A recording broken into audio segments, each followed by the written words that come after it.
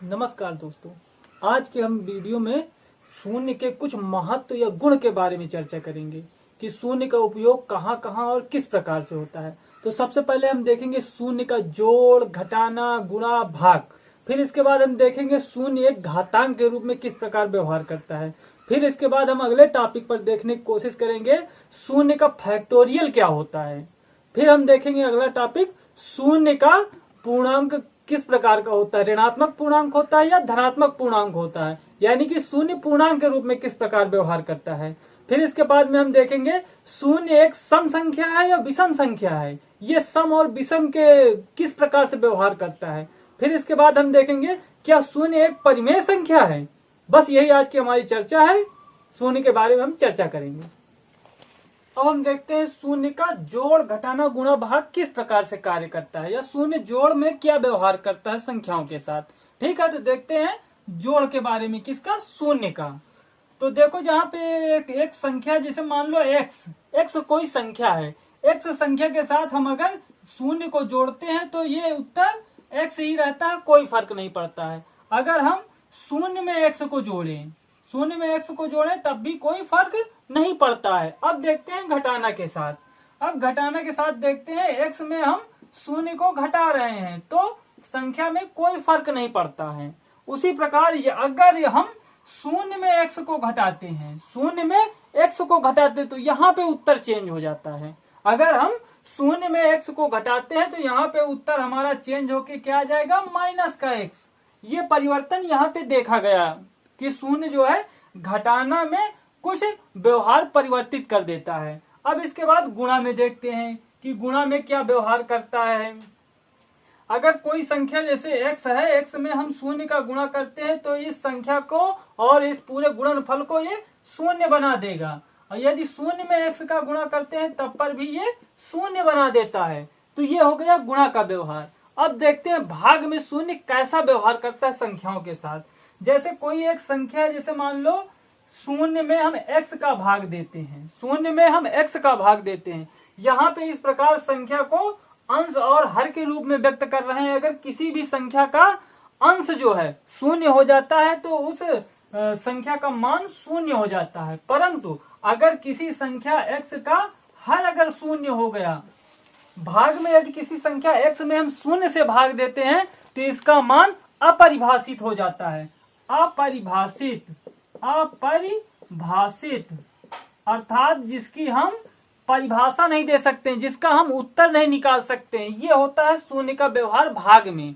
गुणा में क्या होता है, जोड़ में कोई परिवर्तन नहीं पड़ता है। शून्य को जोड़े किसी के साथ कोई परिवर्तन नहीं पड़ेगा, शून्य को किसी संख्या में घटाएं कोई परिवर्तन नहीं पड़ेगा। लेकिन अगर शून्य में किसी संख्या को हम घटाते हैं तो उस संख्या का चिन्ह बदल जाता है, यानी कि ऋणात्मक अगर संख्या है, धनात्मक संख्या थी तो वो ऋणात्मक हो गई। अब इसी प्रकार गुणा में किसी भी संख्या से गुणा करने पर उसका मान शून्य आएगा। भाग में अगर अंश के रूप में शून्य है तो उसका मान शून्य आता है, अगर हर के रूप में शून्य आ गया तो उसका मान अपरिभाषित हो गया। अब हम देखते हैं शून्य को घातांक के रूप में। शून्य घातांक के रूप में किस प्रकार व्यवहार करता है।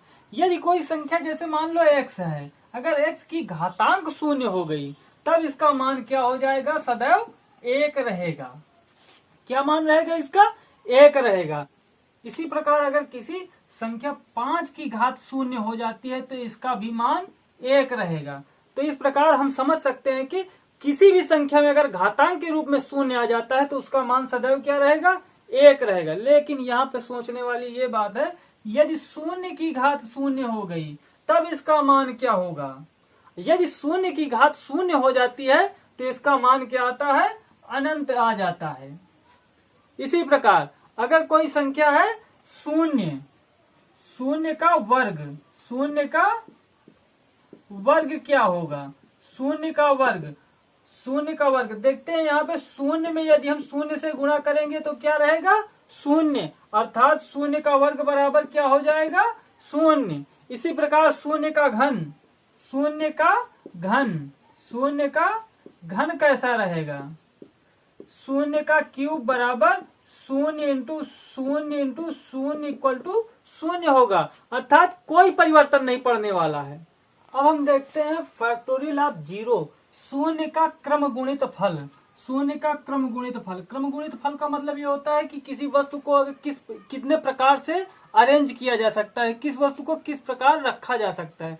तो देखते हैं शून्य का क्रम गुणित फल क्या होता है, यानी कि factorial of zero equal to 1, factorial of zero equal to 1, factorial of zero equal to 1 हो गया। लेकिन किसी भी ऋणात्मक संख्या का फैक्टोरियल नहीं निकल सकता है, यहाँ पे factorial of zero equal to 1।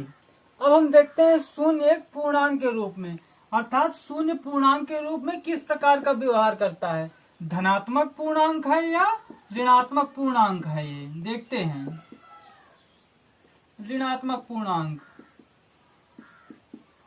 ऋणात्मक पूर्णांक है ये, ठीक है।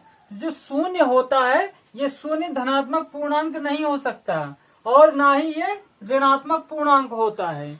ना तो इसको हम माइनस का शून्य लिख सकते हैं और ना ही प्लस का शून्य लिख सकते हैं, क्योंकि शून्य को किसी संख्या में घटाने से कोई फर्क नहीं पड़ता, हम पीछे देख चुके हैं, और शून्य को किसी संख्या में जोड़ने से कोई फर्क नहीं पड़ता है। तो इस प्रकार शून्य ना तो धनात्मक होता है और ना ही ऋणात्मक होता है। तो इस प्रकार क्या हम कह सकते हैं शून्य एक उदासीन है? नहीं, शून्य उदासीन भी नहीं है। शून्य एक विशेष प्रकार का पूर्णांक है, शून्य एक विशेष प्रकार का पूर्णांक है, विशेष प्रकार का पूर्णांक है, विशेष प्रकार का पूर्णांक है, जिसको हम शून्य पूर्णांक कहते हैं। क्या कहते हैं? शून्य पूर्णांक, शून्य पूर्णांक। अब हम देखते हैं शून्य सम या विषम के रूप में किस प्रकार का व्यवहार करता है। क्या शून्य एक सम संख्या है या शून्य एक विषम संख्या है, इस पर चर्चा करेंगे। तो सम संख्या की परिभाषा क्या होती है? किसी भी संख्या में 2 से भाग देने पर, यदि हम x में 2 से भाग दे रहे हैं और शेष फल, क्या शेष फल जो हमारा आएगा, शेष फल शून्य होना चाहिए। क्या शेष फल शून्य होना चाहिए। और इसमें विषम संख्या में क्या होता है, कोई संख्या x में अगर हम 2 से भाग दें तो हमारा जो शेष फल हो, शेष फल जो हो हमारा, वो कितना होना चाहिए? 1 होना चाहिए। शेष फल कितना होना चाहिए? 1 होना चाहिए। तो हम उसको कहेंगे विषम संख्या। अगर शेष फल क्या आएगा, 2 से भाग देने पर 0 आता है तो उसे क्या कहेंगे? सम संख्या। शेष फल पर निर्भर करता है। तो देखते हैं शून्य के साथ सम संख्या वाला व्यवहार होता है या विषम संख्या वाला व्यवहार होता है। तो जैसे देखते हैं शून्य में हम 2 से भाग लगाते हैं, शून्य में 2 से भाग लगाते हैं, तो शून्य में हम देख चुके हैं पीछे कि किसी भी संख्या का शून्य में भाग देने पर भागफल क्या आता है? शून्य। और शेष फल शून्य में भाग 2 का जाएगा ही नहीं, तो शेष फल यहाँ पे क्या हो जाएगा? शेष फल जो हमारा आएगा वो भी शून्य ही आएगा। ठीक, शेष फल क्या आएगा? शून्य आएगा। इसी प्रकार हम यहाँ ये चीज यहाँ पर विषम संख्या के रूप में देखते हैं। क्या, अगर शून्य में हमने 2 से भाग लगाया तो भागफल कितना जाएगा? 0 बार। लेकिन शेष फल यहाँ क्या बच रहा है?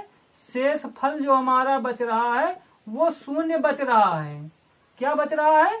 0 बच रहा है। अर्थात ये विषम संख्या नहीं है, शून्य एक सम संख्या है।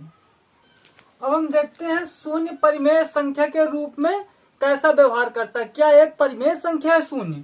ठीक है, तो शून्य परिमेय संख्या की परिभाषा क्या होती है? यदि p कोई परिमेय संख्या है, यदि p कोई परिमेय संख्या है तो इसको p को हम p/q के रूप में लिखेंगे, जहां q 0 के बराबर नहीं होता है। ठीक है, इसी प्रकार हम देखते हैं 0/x, q की जगह हमने क्या रख दिया? 0। यहाँ से देखते हैं p = 0 है हमारा और q = क्या हो गया? x मान लिया। अब किसी संख्या का हर अगर 0 हो जाता है तो उस भिन्न का मान क्या आता है? 0 आता है।